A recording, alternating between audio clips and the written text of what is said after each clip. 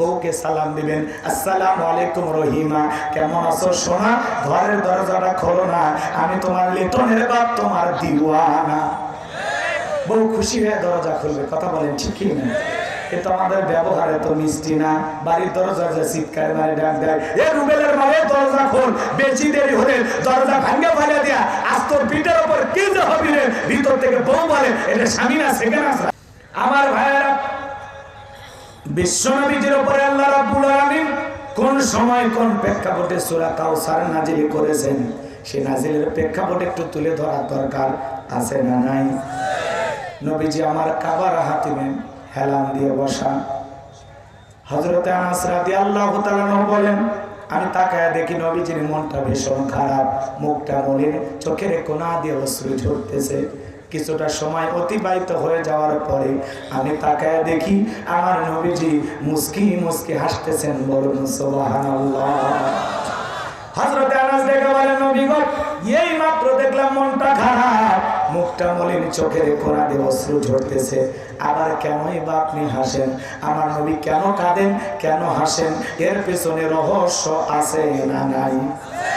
নবীজির মনটা কেন খারাপ? কারণ হলো নবীজির কলিজার টুকরা ছেলে সন্তানগুলো জন্ম নেয়, আর একে একে ছেলে সন্তানগুলো মারা যায়। ইব্রাহিম মারা যায়, আবুল কাসেম মারা যায়, তাগের মারা যায়।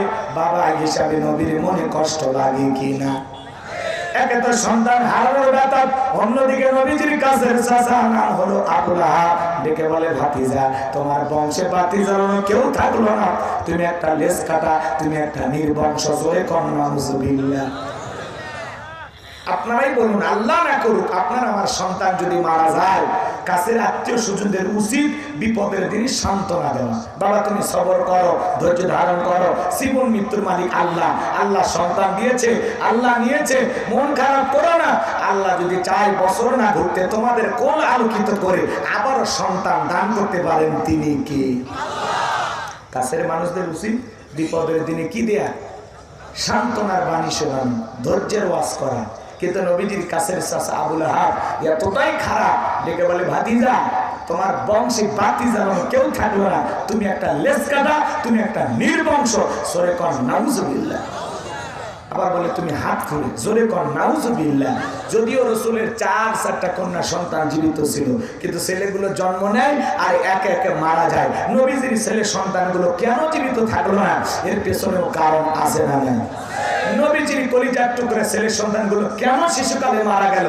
আল্লাহ তাআলা কেন তাদেরকে শিশুকালে নিলেন? এই দুনিয়ার জমিনে অনেক পয়গম্বরের সন্তান জীবিত ছিল, যৌবন পর্যন্ত, প্রাপ্ত বয়স হওয়া পর্যন্ত, কিন্তু বিশ্বনবীর একটা ছেলে সন্তানও কেন জীবিত থাকলো না? আল্লাহ তাআলা কেন তাদেরকে শিশুকালে উঠিয়ে নিলেন? এর পেছনে কারণ আছে না নাই? নবীজির ছেলে সন্তানগুলো শিশুকালে বিদায় হওয়ার পেছনে কারণ আছে 3টি। জোরে বলেন, কয়টি? আর জোরে। নবীজির উম্মত হিসেবে জানতে মনে চায় না কি সেই 3টি কারণ, কি সেই 3টি রহস্য? কারা কারা শুনবেন হাত তোলেন তো দেখি। লিল্লাহি তাকবীর। হাত নামান, মাঝে মাঝে হাত তোলা লাগবে, তাহলে ঘুম আসবে না। ঠিক আছে তো? এখন 3টি কারণ কি যদি আমি বলা শুরু করি, তাহলে 3 নম্বর আয়াতের আলোচনা করা লাগবে। আমি কি 1 নম্বর আয়াত বাদ দিয়ে 3 নম্বরে যাব, নাকি আস্তে আস্তে শুরু করা যায়? ধৈর্য আছে তো ভাই? আমার ভাইয়েরা, একে তো সন্তান হারানোর ব্যথা, আপন মানুষদের সমালোচনা, নবীজি মনে মনে অনেক কষ্ট পায়। অন্যদিকে সাহাবায়ে কিরাম যারা ইসলাম ধর্ম গ্রহণ করে, কাফের বেঈমানরা তাদের উপর নির্যাতন, জুলুমের স্টিম রোলার চালায়। হযরতে বেলাল তখনও কালেমা পড়ে মুসলমান হন নাই। নবীজি রাতের বেলায় দারুল আরকামে বসা। হযরতে বেলাল বিশ্বনবীর দরবারে উপস্থিত হয়ে গেলেন। নবীজির চেহারার দিকে তাকাইয়া হযরত বেলাল ডেকে বলেন, নবী গো, আপনার চাইতে সুন্দর মানুষ আমি জীবনে কোনোদিন দেখি না। একটু জোরে বলেন না সুবহানাল্লাহ।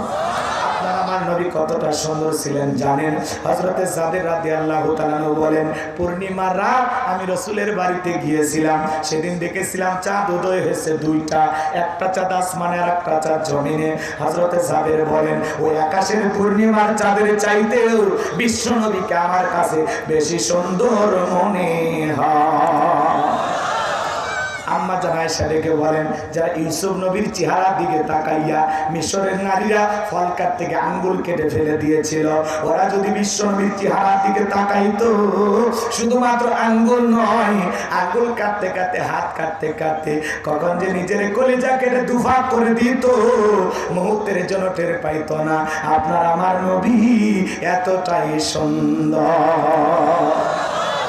আম্মা জান আয়েশা আরো বলেন, ও দুনিয়ার মানুষ, তোমাদের একটা সূর্য আছে, আমি আয়েশার একটা সূর্য আছে।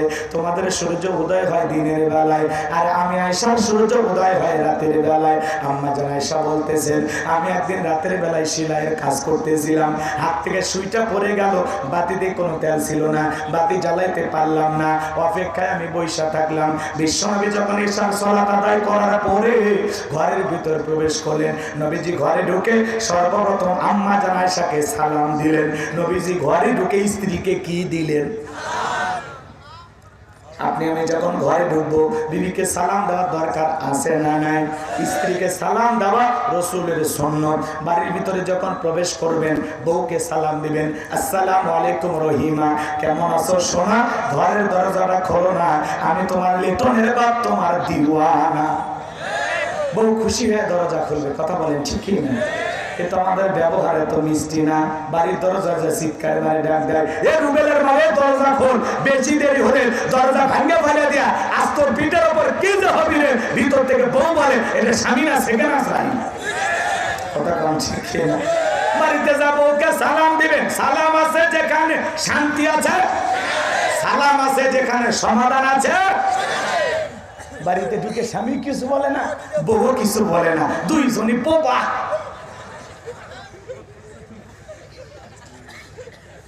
মুসলমান খালি ওয়াজ শুনলে হবে না।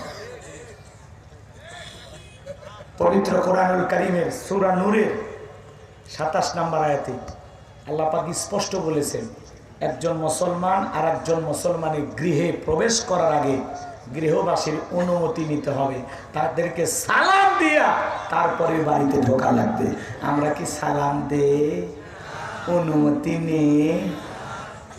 রুবেল রুবেল কয়ে বাড়ির মধ্যে ঢুকে গেছে, রুবেলের বইয়ের ওড়না ঠিক নাই, মায়ের ওড়নার খবর নাই, সিসি ক্যামেরা সব দেখলে আইসেন না। সামান্য কমন সেন্স যদি আপনার থাকতো তাহলে আপনি এইভাবে ঢুকতেন। আপনি মুসলমান আর একজন মুসলমানের গৃহে প্রবেশ করতে গেলে সর্বপ্রথম ওই গৃহবাসীর অনুমতি নিতে হবে, তাদেরকে সালাম দিয়া অনুমতি পাইলে ঘরে ঢুকবেন। আর আপনি যাত্রার বাড়িতে ঢোকেন, হ্যাঁ